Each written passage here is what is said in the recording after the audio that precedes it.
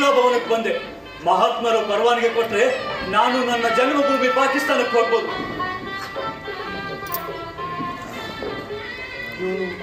ಅವನೇನೋ ಹಿಂದೆ ರೈಲ್ವೆ ನಿಲ್ದಾಣದಲ್ಲಿ ನನ್ನ ಕಾಲು ಬಳಿ ಚೀಲವನ್ನು ಬಿಟ್ಟು ಹೋದವನು. ಇವನು ಅವನೇನ?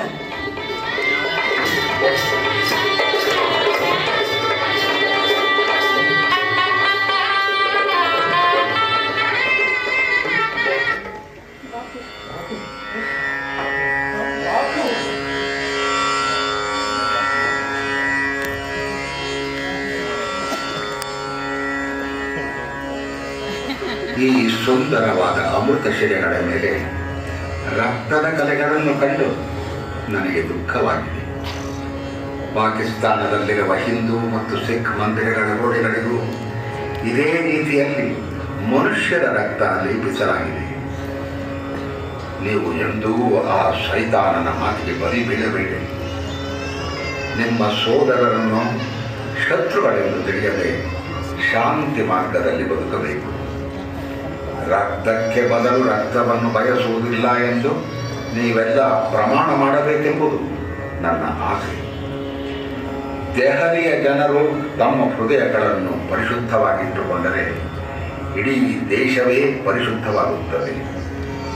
ದೆಹಲಿಯ ಬಿರ್ಲಾ ಭವನದಲ್ಲಿ ನಡೆಸುತ್ತಿರುವ ಸಂಜೆಯ ಪ್ರಾರ್ಥನಾ ಸಭೆಗೆ ಬರುವ ಹಿಂದೂಗಳಿಗೆ ನಾನು ಹೇಳಿದ್ದೇನೆ, ನೀವು ಒಬ್ಬೊಬ್ಬರೂ ಬರುವಾಗ ಒಬ್ಬೊಬ್ಬ ಮುಸ್ಲಿಂ ಗೆಳೆಯರನ್ನು ಕರೆತನ್ನಿ ಎಂದು.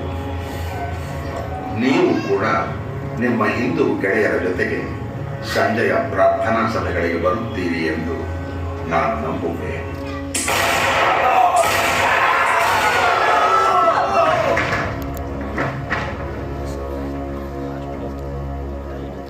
ನನ್ನ ದೇವರು ಸತ್ತು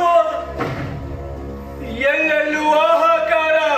ಮಹಾತ್ಮರನ್ನು ಕೊಂದವನು ತನಗೆ ಏನೂ ಸಂಬಂಧವಿಲ್ಲದಂತೆ ಹಾಗೆ ಸುಮ್ಮನೆ ನಿಂತು ಬಿಟ್ಟಿದ್ದಾನೆ. ಎಲ್ಲರೂ ಕಲ್ಲಿನಂತೆ ನಿಂತು ಬಿಟ್ಟಿದ್ದಾರೆ. ಪೊಲೀಸರು ಕೂಡ. ಆತನ ಬಲಗೈಯಲ್ಲಿ ಪಿಸ್ತೂಲು ಹಾಗೆಯೇ ಇತ್ತು. ಮಹಾತ್ಮರನ್ನು ಕೊಂದವನು ಒಬ್ಬ ಮುಸಲ್ಮಾನನೇ? ಇಲ್ಲ, ಅವರನ್ನು ಕೊಂದವ ಒಬ್ಬ ಹಿಂದುವೆ. ಭೂಮಿಯ ಎದೆಗೆ ಗುಂಡು ಬಿತ್ತು.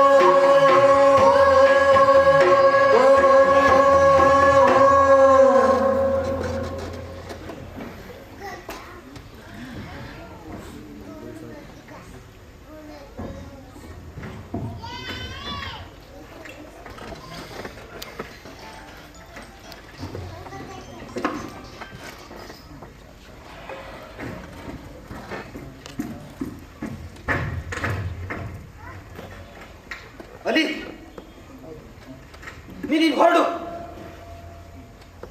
ನನ್ನ ದೇವರು ಸತ್ತು ನೀನು ಹೊರಡು. ಎಲ್ಲಿಗೆ? ನೀನು ಮನೆಗೆ. ಹೇಗೆ? ಇದೆಲ್ಲ ನಡೆದಿದ್ದು ಹೇಗೆ ಅನ್ನೋದು ನಿನಗೆ ಗೊತ್ತಿತ್ತೆ? ಇಲ್ಲ. ಊರಲ್ಲಿ ನಮ್ಮಂತವ್ರಿಗೆ ಉಳಿಗಾಲ ಇಲ್ಲ. ನಾವು ಆದಷ್ಟು ಬೇಗ ದಕ್ಷಿಣಕ್ಕೆ ಹೋಗ್ಬೇಕು. ಬಾ.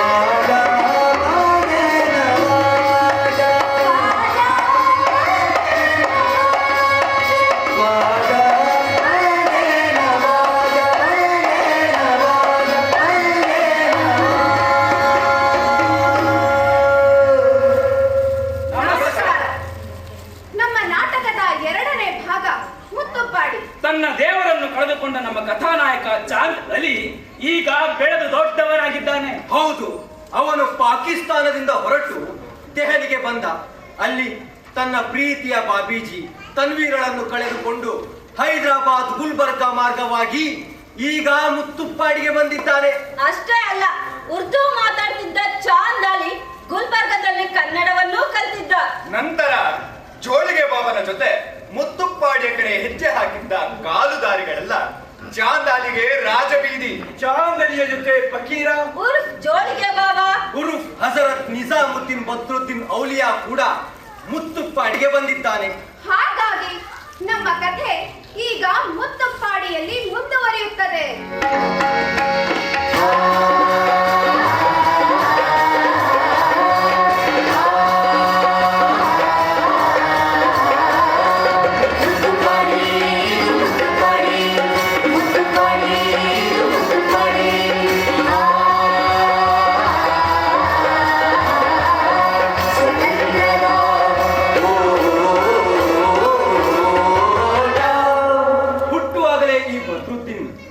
ತಾಯಿಯನ್ನು ಕಳೆದುಕೊಂಡು ಕುರಾನು ಮತ್ತು ಧಾರ್ಮಿಕ ಪಾಠಗಳಲ್ಲಿ ಮುಳುಗಿದ್ದ. ಅವನೇ ಮೂಸಜ್ಜನವರ ಮೊದಲ ಹೆಂಡತಿಯ ಮಗ. ಸೈನ್ಯದಿಂದ ನಿವೃತ್ತಿಯಾದ ನಂತರ ಬೊಂಬಾಯಲ್ಲಿ ಟೈಲರಿಂಗ್ ಆರಂಭಿಸಿದ್ದ ಮೂಸಾರವರಿಗೆ ಆಗಿನ್ನು 40ರ ಯೌವನ. ಆದರೆ ಮುಂಬೈನ ಕೆಂಪು ಗಲ್ಲಿಯ 20ರ ಹುಡುಗಿ ಮೈಸೂರಿನ ಖೈರುನಿಸಾಳ ಪರಿಚಯವಾಯಿತು. ಅವಳಿಗೆ ಮನಸ್ಸೋತು ಅವಳ ಬಗ್ಗೆ ಎಲ್ಲವನ್ನ ಪರಿಚಯ ಮಾಡಿಕೊಂಡು 6 ತಿಂಗಳಲ್ಲಿ ನಿಖಾ ಮಾಡಿಕೊಂಡು ಮನೆ ತುಂಬಿಸ್ಕೊಂಡಿದ್ದ. ಹೀಗೆ ನಿಖಾ ಮಾಡಿಕೊಂಡ ಖೈರುನ್ನಿಸಾ ಪಾಪ ತಾಯಿ ಆಗಲೇ ಇಲ್ಲ.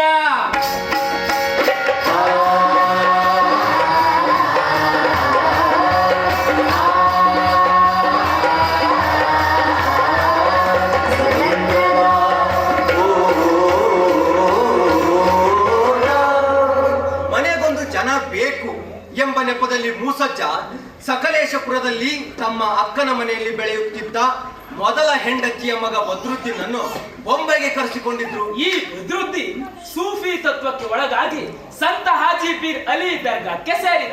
ಅಲ್ಲಿರುವ ವಿಚಿತ್ರ ವರ್ತನೆಗಳು, ಫಕೀರರುಗಳ ವಿಚಿತ್ರ ವೇಷಗಳು, ಅವರ ಅರ್ಥವಾಗದ ಮಾತುಗಳು ಬದ್ರುದ್ದೀನನನ್ನ ಮೋಡಿ ಮಾಡಿದ್ದವು. ಆದ್ದರಿಂದಲೇ ಅವನು ಪ್ರತಿದಿನ ಮನೆಗೆ ತಡವಾಗಿ ಬರುತ್ತಿದ್ದ. ಮಗನನ್ನ ಸುರಿದಾರಿಗೆ ತರಲು ಮೂಸಜ್ಜ ಪ್ರಯೋಗಿಸಿದ ಎಲ್ಲಾ ಮಿಲಿಟರಿ ಕವಾಯತುಗಳು ವ್ಯರ್ಥವಾದವು. ಹಾಗಾಗಿ ವಾರದಲ್ಲೊಮ್ಮೆ ಮನೆಗೆ ಬರ್ತಿದ್ದ ಹುಡುಗ ಕ್ರಮೇಣ ತಿಂಗಳಿಗೊಮ್ಮೆ ಮನೆಗೆ ಬರಲು ಶುರು ಮಾಡಿದ. ಇದರಿಂದಾಗಿ ಮಿಲಿಟರಿ ಶಿಸ್ತಿನ ಮೂಸಜ್ಜನ ತಾಳ್ಮೆ ತಪ್ಪಿ ಹೋಯಿತು. ಕೋಪದಲ್ಲಿ ಒಂದು ಮುಂಜಾನೆ, ನೀನು ನನ್ನ ಮಗನೇ ಅಲ್ಲ, ಇದು ನಿನ್ನ ಮನೆಯೂ ಅಲ್ಲ, ಇನ್ನು ಮುಂದೆ ಈ ಮನೆ ಕಾಲಿಟ್ರೆ ನಿನ್ನ ಕೊಂದ ಬಿಡ್ತೀನಿ, ಹೋಗು ಆ ಸೂಫಿಗಳ ಜೊತೆಲೆ ತೊಲಗು ಅಂತ ಬೈದ. ಆವತ್ತಿಂದ ಬದ್ರುದ್ದೀನ್ ಮನೆಗೆ ಬರದನ್ನೇ ನಿಲ್ಲಿಸ್ಬಿಟ್ಟ. ಇದರಿಂದ ಬೇಸರಗೊಂಡ ಪಾಪ ಮೂಸಜ್ಜನವರು ತನ್ನ ಟೈಲರಿಂಗ್ ಅಂಗಡಿಯನ್ನು ಮುಚ್ಚಿ ಖೈರುನಿಸಾಳನ್ನು ಕರೆದುಕೊಂಡು ಮುತ್ತುಪ್ಪಾಡಿಗೆ ವಲಸೆ ಬಂದರು. ನಾಗರಿಕ ಜೀವನಕ್ಕೆ ಏನೇನು ಬೇಕೋ ಅವೆಲ್ಲವೂ ಈ ಮುತ್ತುಪ್ಪಾಡಿಯಲ್ಲಿವೆ.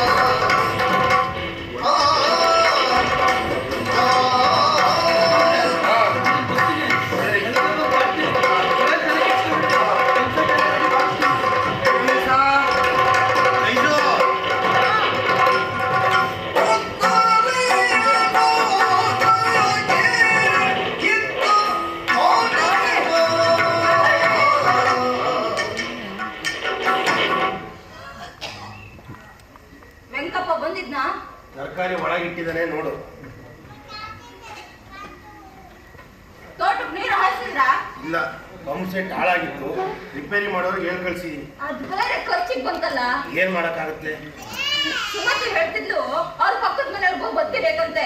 ನಾಳೆ ಬರ್ತಾ ಸ್ವಲ್ಪ ಜಾಸ್ತಿ ಹತ್ತಿ ತಗೊಂಡ್ ಬನ್ನಿ. ಸರಿ ಆಯ್ತು. ಮತ್ತೆ ಈ ಹಾಳ ಕಡ್ಡಿ ಕಸ ಇರೋ ಹತ್ತಿ ತಂದ್ಬಿಡ್ಬೇಡಿ. ನೋಡಿ ಬಾಡಿ ಚೆನ್ನಾಗಿರೋದನ್ನ ತಗೊಂಡ್ಬನ್ನಿ. ಹೇಳಿದ್ದೆ ಪದೇ ಪದೇ ಎಷ್ಟು ಸಲ ಅಂತ ಹೇಳ್ತೀಯ ಕೈದು. ನಾಳೆ ಪೇಟೆಗೆ ಹೋಗ್ತೀನಿ ತಾನೆ, ಬರೋ ಹೋಗ್ ತಂದ್ರೆ ಆಯ್ತು. ಚೆನ್ನಾಗಿರೋದನ್ನ ತಗೊಂಡ್ ಬನ್ನಿ ಅಂದೆ.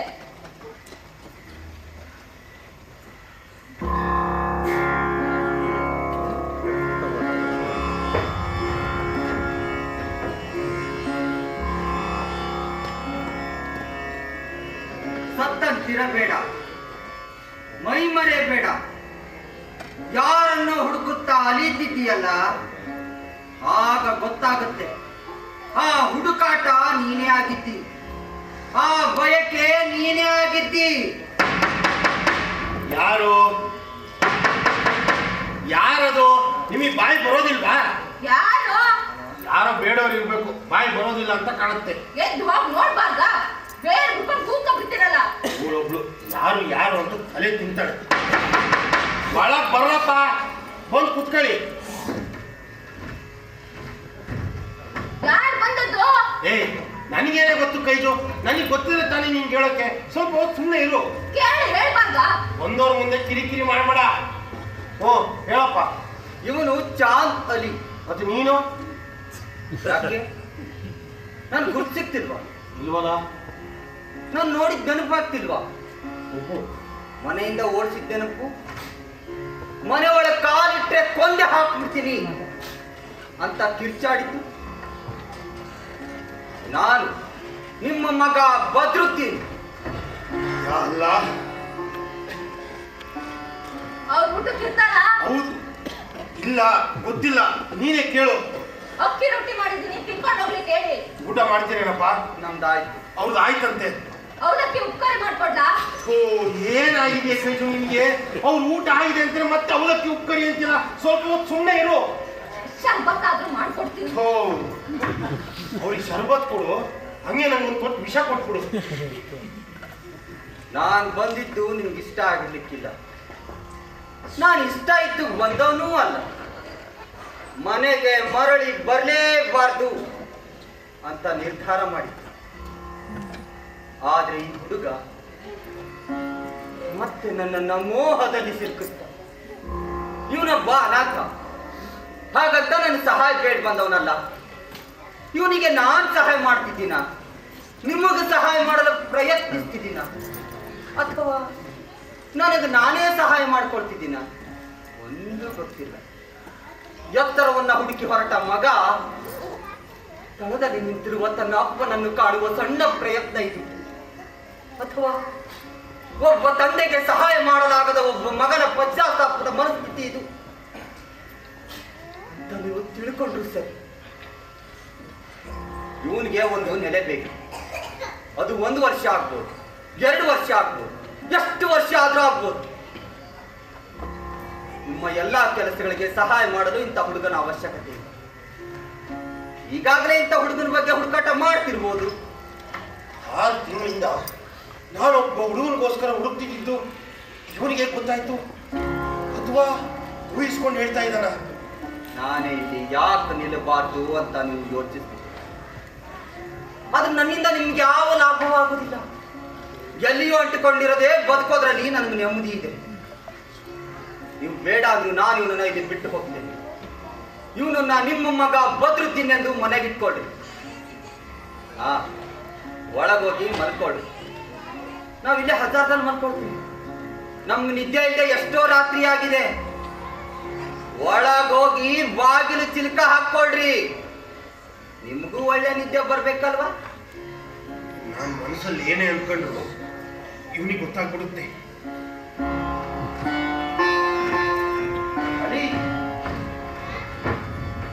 ಕೈಜು, ಅವ್ರಿಗೆ ಒತ್ಕೊಳಕ್ ಏನಾದ್ರು ಕೊಡು. ಇಲ್ಲೇ ಇರ್ತಾರಾ? ಹೌದು.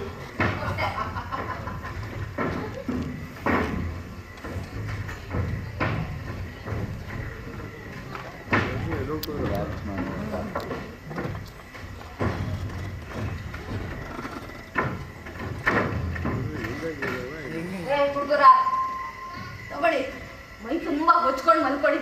ವಿಪರೀತ ಸೊಳ್ಳೆಗಳಿದಾವೆ.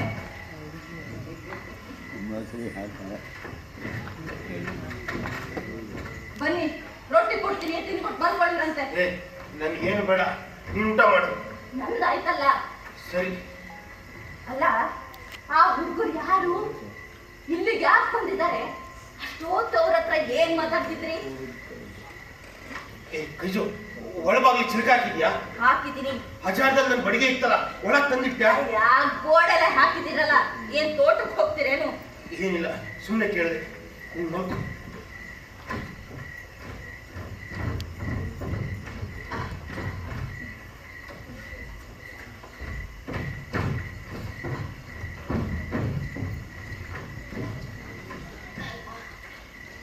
ಕೈಜು, ಕೈಜು, ಅವ್ರಿಗೆ ಒತ್ಕೊಳಕ್ ಕೊಡಕ್ ಹೋದಾಗ ಅವ್ರು ನಿನ್ನ ಹತ್ರ ಏನಾದ್ರು ಮಾತಾಡಿದ್ರ?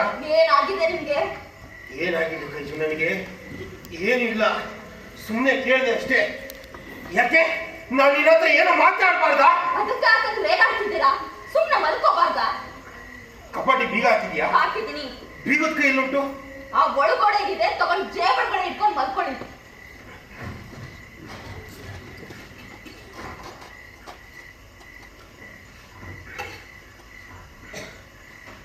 ಕೈಜು, ಕೈಜು, ಈ ಮನೆಯಲ್ಲಿ ನಾವಿಬ್ರೇ ಅಲ್ವಾ ಇರೋದು? ಇಲ್ಲ, ಇನ್ನು 10 ಜನ ಇದ್ದೀವಿ.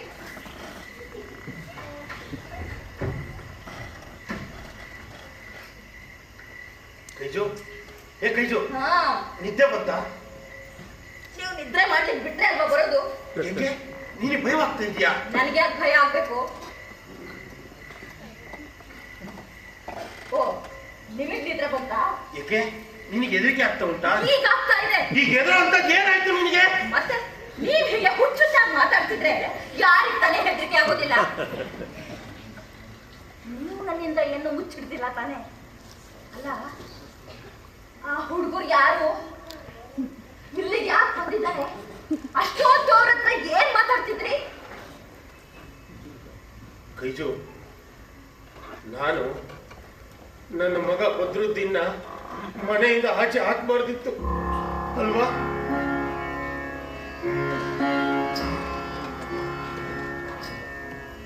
ಬದ್ರುದ್ದೀನ್ನ ಹಾಗಾದ್ರೆ ಹೊರಗ್ ಬಂದಿರೋ ಹುಡುಗರಲ್ಲಿ ಒಬ್ಬ ನಮ್ಮ ಮಗ ಬದ್ರುದ್ದೀನ್ನ?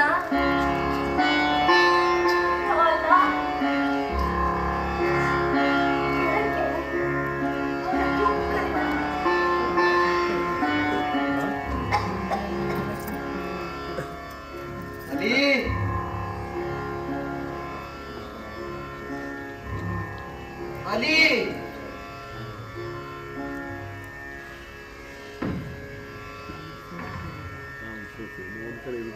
ಅಲಿ, ಆಫೀಸಿ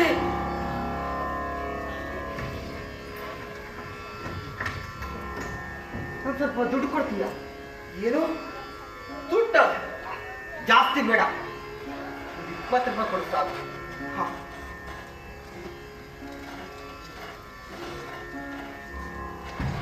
ತಗೊಳ್ಳಿ, ನಿಮ್ಗೆ ಎಷ್ಟು ಬೇಕೋ ಅಷ್ಟು ತಗೊಳ್ಳಿ. ನೀವು ಎಲ್ಲಾನು ತಗೊಂಡ್ರು ನನಗೇನು ಬೇಜಾರಾಗೋದಿಲ್ಲ. ನಿನಗಾಗದಿರ್ಬೋದು, ಆದ್ರೆ ನನಗೆ ಬೇಜಾರಾಗುತ್ತಲ್ಲ.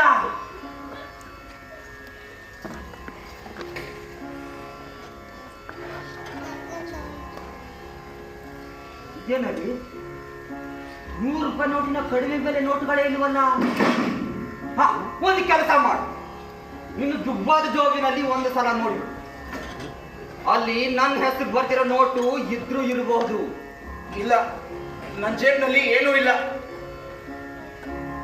ಬೇರೆದವ್ರಿಗೆ ಒಳ್ಳೇದು ಮಾಡಕ್ ಹೋಗಿ ಸುಳ್ಳು ಹೇಳಿದ್ರೆ ಆ ಅಲ್ಲಾಹು ಮೆಚ್ಕೋತಾನೆ ಅಂತ ಅನ್ಕೊಂಡಿದ್ಯಾ? ದಡ್ಡ. ಹೌದು, ನಾನ್ ದಡ್ಡಾನೆ. ಏನೀಗ? ನಾನು ಹಂಗೇನೆ, ಮುಂದೆ ಹಂಗೆ ಇರ್ತೀನಿ. ಸರಿಯೋ, ಹಾಗೆ ಆ ಅಲ್ಲಾಹು ನಿನಗೆ ಒಳ್ಳೇದು ಮಾಡ್ಲಿ. ನೀನಿನ್ ಮಲ್ಕೋ.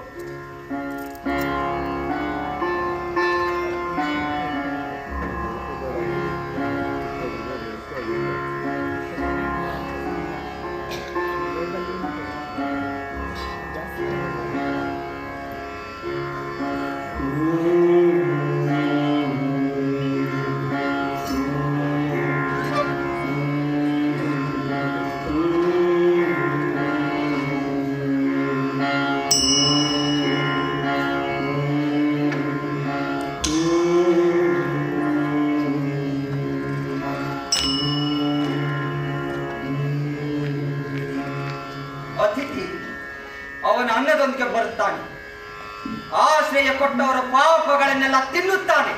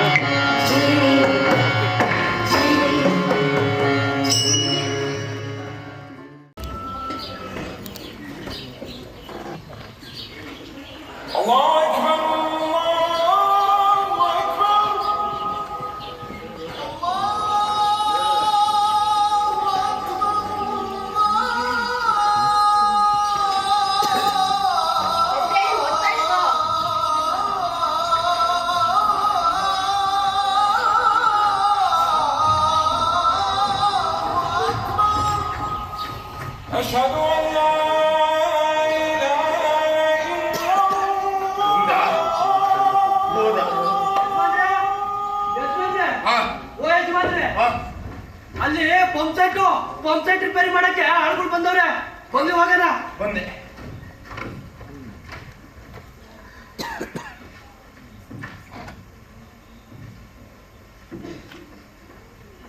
ಕೈಜೋ, ನಾನು ಸ್ವಲ್ಪ ತೋಟಕ್ಕೆ ಹೋಗ್ಬರ್ತೀನಿ. ಹುಷಾರು, ನಾಳೆ ಇಲ್ಲಿಗೆ ಬಂದ್ಬಿಡಿ. ಸರಿ ಆಯ್ತು. ಆಳುಗಳೆಲ್ಲ ಬಂದು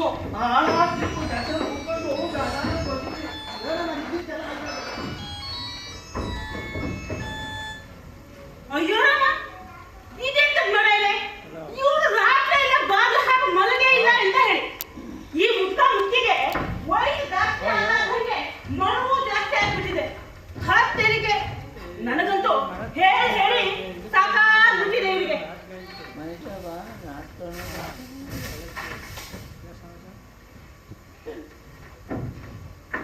ಅಯ್ಯಪ್ಪ, ಯಾರಿದು ಇಷ್ಟು ಚಂದ ಹುಡುಗ? ಅದು ಈ ಮನೆಯಲ್ಲಿ ಅಲ್ಲ. ಕೈಗಮ್ಮ, ಏನ್ ಕೈಗಮ್ಮ?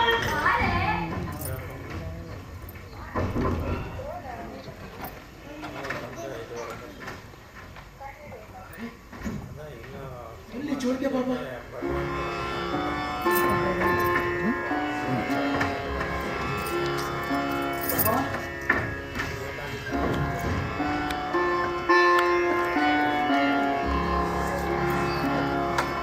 ಬಿಟ್ಟು ಹೊರಟೆ ಹೋದ್ಯಾ?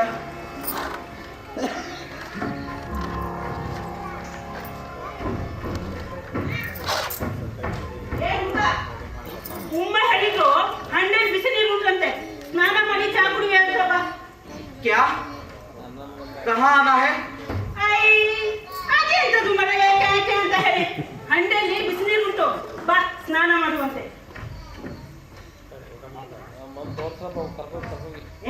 ಮಂಕ್ ಮುಂಡದೆ ಸ್ನಾನ ಮಾಡುವಂತೆ ಒಳಗ್ ಬಾ. ಎಂತೆಂತ ಕರ್ಕೊಂಡ್ ಬರ್ತಾರ ಏನಪ್ಪ.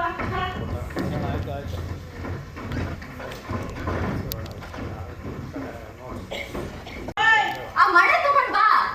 ಬಂದೆ.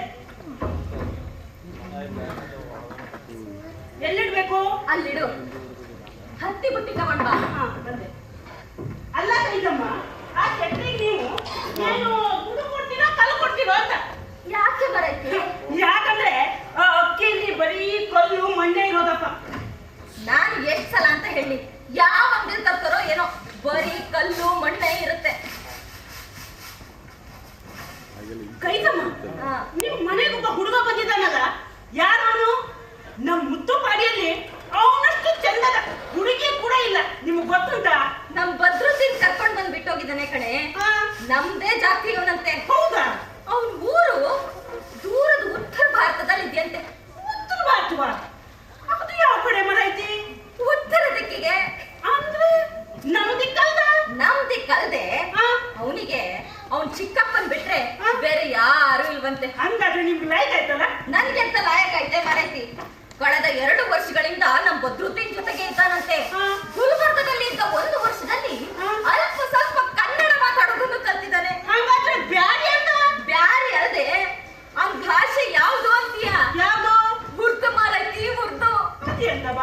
ಮುಚ್ಚಿ.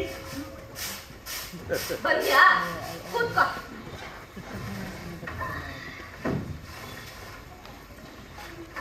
ಕೂತ್ಕೋ.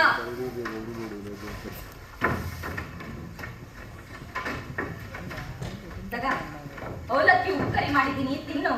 ಇದು ಚಹಾ, ಅದನ್ನ ತಿಂದು ಇದನ್ ಕುಡಿ. ಹಲ್ಲುಜ್ಜಿದೆಯಾ ತಾನೇ? ಹಲ್ಲು ರೇ ಹಲ್ಲು ಮುಚ್ಚಿದೀಯಾ?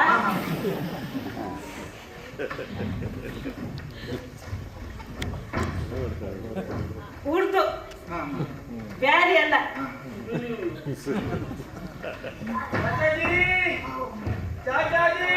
ಲತೀಫ್ ಮಾಸ್ಟರ್ ಬಂದ್ರು ಅಂತ ಕಾಣುತ್ತೆ. ಬನ್ನಿ ಬನ್ನಿ. ಅಸ್ಸಲಾಮು ಅಲೈಕುಂ. ವಾಲೇಕುಮ್ ಅಸ್ಸಲಾಂ. ಅವರು ಮನೇಲಿಲ್ಲ, ತೋಟಕ್ಕೆ ಹೋಗಿದ್ದಾರೆ. ಏನ್ ವಿಷಯ? ಪೆನ್ಷನ್ ದುಡ್ಡು ಬಂದಿತ್ತು, ಕೊಟ್ಟು ಹೋಗೋಣ ಅಂತ ಬಂದೆ. ಇದು ತಗೊಳ್ಳಿ. ಇಲ್ಲಿ ಹೆಬ್ಬೆಟ್ ಹಾಕಿ. ಇಲ್ಲಿ ಇಲ್ಲಿ. ಓಹೋ, ಇಲ್ಲೇ ಇದ್ದೀರಾ? ನಾನು ನಿಮ್ಮ ಮುಂದೆ ಹುಡುಕೊಂಡು ಹೋಗೋಣ ಅಂತಿದ್ದೆ. ಇಲ್ಲಿ ಇನ್ನೊಂದು ಹಾಕಿ. ಹೌದು, ಈ ಹುಡುಗ ಯಾರು? ಅದೇ ಲತೀಫ್ ಅಷ್ಟೇ. ಮೊನ್ನೆ ನಮ್ಮ ಮೂಸಜ್ಜನ ಮಗ ಬಂದಿದ್ದ, ಬಿಟ್ಬಿಟ್ಟು ಹೋಗಿದ್ದಾನೆ. ಹೌದಾ? ಹ್ಞೂ. ಏನಪ್ಪ ನಿನ್ನ ಹೆಸರು? ಕ್ಯಾ? ನಾಮ್ ಕ್ಯಾ? ಚಾಂದಾಲಿ. ಚಾಂದಲಿ. ಯಾವ ಊರಿಂದ ಬಂದೆ? ಅದೇ ಮೇಷ್ಟ್ರೆ, ಉತ್ತರ ಭಾರತ ಬ್ಯಾರಿ ಬರೋದಿಲ್ಲ ಬರೋದ್ರೆ. ಕನ್ನಡ ಬರುತ್ತಾ? ಸ್ವಲ್ಪ ಸ್ವಲ್ಪ.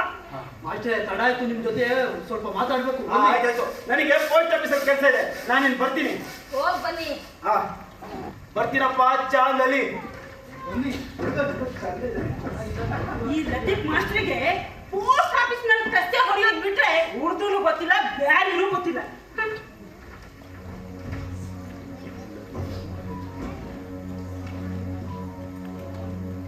ಎಲ್ಲಿದ್ದವ್ ನಾನು? ಎಲ್ಲಿಗೆ ಬಂದು ಸೇರ್ಕೊಂಡೆ? ಮುಂದೆ ಎಲ್ಲಿಗೆ ಹೋಗ್ಲಿ?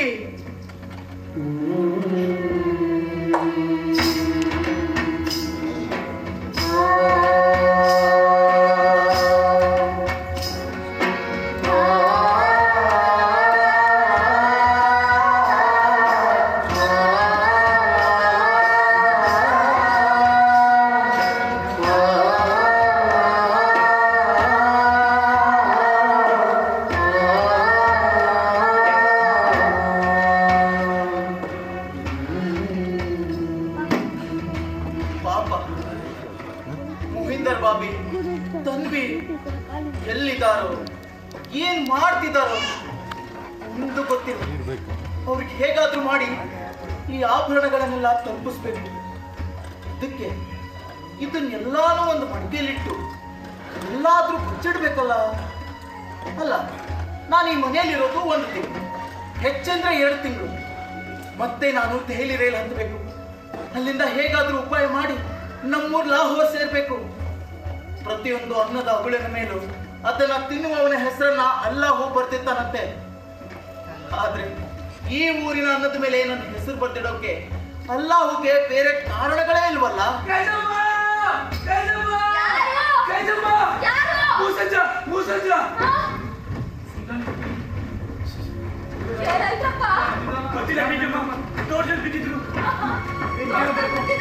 ಹೌದು ಅಮ್ಮ.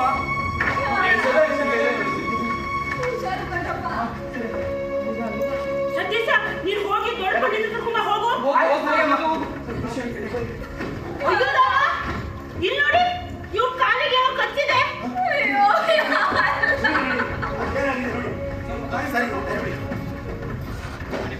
ಅಪ್ಪ ಪುತ್ತೂರಿಗೆ ಹೋಗಿದ್ರು, ಅದಕ್ಕೆ ನಾನೇ ಬಂದೆ.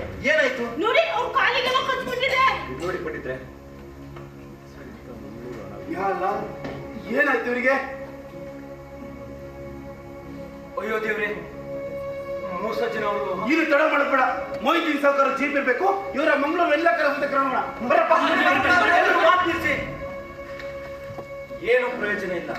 ಈಗಲೇ ಬಹಳ ಹೊತ್ತಾಗಿದೆ. ಏನಪ್ಪ ಹೇಳ್ತಿದ್ಯಾ? ಮೂಸಜ್ಜನ ಅವರು ತೀರ್ಕೊಂಡಿದ್ದಾರೆ. ಏನು? ಮೂಸಜ್ಜನರು ಹೋಗ್ಬಿಟ್ರ? ಸುಮತಿ, ಯಾ ಅಲ್ಲಾಹ್, ಇನ್ನ ಲಿಲ್ಲಾಹಿ ವ ಇನ್ನ ಇಲಾಹಿ ರಾಜಿಊನ್. ಆಮೀನ್. ಆ ಅಲ್ಲಾಹು ಇವರಿಗೆ ಜನ್ನತನ್ನ ಕೊಡ್ಲಿ.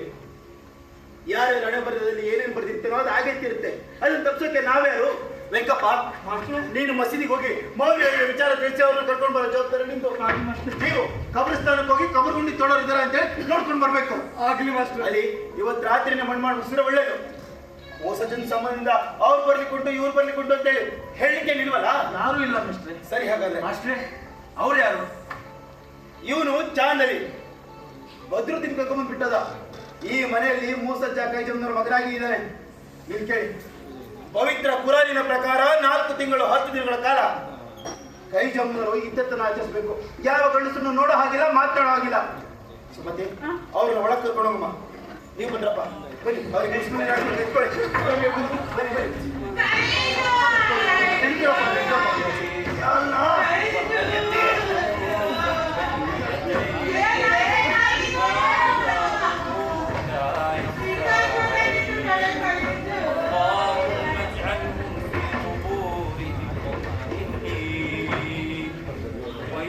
قيام الأشهاد آمنين.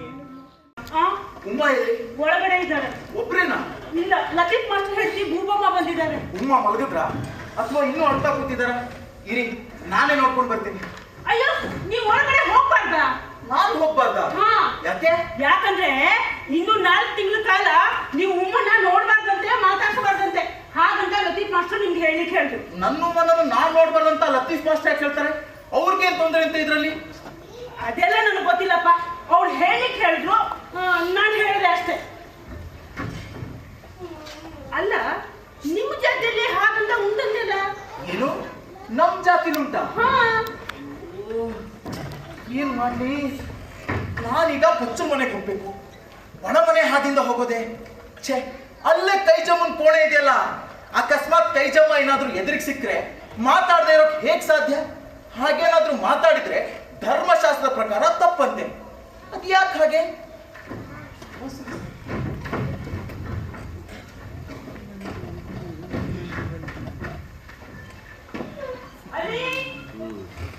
ಅಲೇ, ನೀನು ಪೇಟೆಗೆ ಹೋಗ್ಲಿಲ್ವಾ? ನಾನು ನಿನ್ ಪೇಟೆಗೆ ಹೋದೆ ಅನ್ಕೊಂಡೆ. ಸುಮತಿ ಅಕ್ಕ, ನಾಳೆಯಿಂದ ನೀವು ನನ್ನ ಹುಡುಕಿದ್ರು ನಾನು ಸಿಗಲ್ಲ. ಯಾಕೆ? ನಾಳೆ ಬೆಳಿಗ್ಗೆ ಹೊರಟೆ. ಎಲ್ಲಿಗೆ? ಎಲ್ಲಿಗೆ ಅಂದ್ರೆ ನಮ್ಮೂರ್ಗೆ. ಯಾಕೆ, ನನಗೇನ್ ಮನೆ ಇಲ್ವಾ? ಅಲ್ಲ ಅಲ್ಲ, ನಾನು ಹೇಳಿದ್ದು ಉಮ್ಮನಿಗೆ ಹೇಳ್ದೆ ಕೇಳ್ದೆ ಹೋಗ್ಬಿಡ್ತೀಯಾ ಅಂತ. ಹೇಳ್ದೆ ಯಾಕೆ? ಹೇಳಿ ಹೋಗ್ತೀನಿ. ಅದೇ ಹೇಳ್ತೀಯಾ? ಹೇಗೆ ಅಂದ್ರೆ? ಹೇಗೆಂದ್ರೆ ಉಮ್ಮ ಇನ್ನು 4 ತಿಂಗಳ ಕಾಲ ಇದ್ದತ್ನಲ್ಲಿ ಇರ್ತಾರಲ್ವಾ, ಅದಕ್ಕೆ ಕೇಳ್ದೆ ಹೇಗೆ ಹೇಳ್ತೀಯಾ ಅಂತ. ಸುಮತಿ ಅಕ್ಕ, ನಾನು ನಿಮಗೆ ಹೇಳೋಗ್ತೀನಿ. ನೀವು ಉಮ್ಮನಿಗೆ ಹೇಳಿದ್ರಾಯ್ತು. ನಾವೇ ಹೇಳ್ಬೇಕು ಅಂತ ಏನಿದೆ? ಏನು ಅಷ್ಟೇ ಅಲ್ಲಿ ನೀನು? ಅಂದ್ರೆ ಈ 2 ತಿಂಗಳ ಕಾಲದಿಂದ ನೀನು ಹೊಟ್ಟೆಗೆ ಅನ್ನ ಹಾಕಿದ ಉಮ್ಮನಿಗೆ ಹೇಳ್ದೆ ಕೇಳ್ದೆ ಹೋಗ್ಬಿಡ್ತೀಯಾ? ನೀನು ಸುಮತಿ ಅಕ್ಕ, ಈಗಲೇ ಹೊರಟ್ಬಿಡು. ನೀನು ಹೋದೆ ಅಂತ ಉಮ್ಮನಿಗೆ ನಾನೇ ಹೇಳ್ತೀನಿ. ನಿನ್ನನ್ನ ಇಲ್ಲಿಗೆ ತಂದ್ಬಿಟ್ಟಲ್ಲ ನಿನ್ ದೋಸ್ತ, ಅವನು ಬಹಳ ಸಂತೋಷ ಪಡ್ತಾನೆ ನೀನ್ ಇಲ್ಲಿಂದ ಹೊರಟೋದೆ ಅಂತ.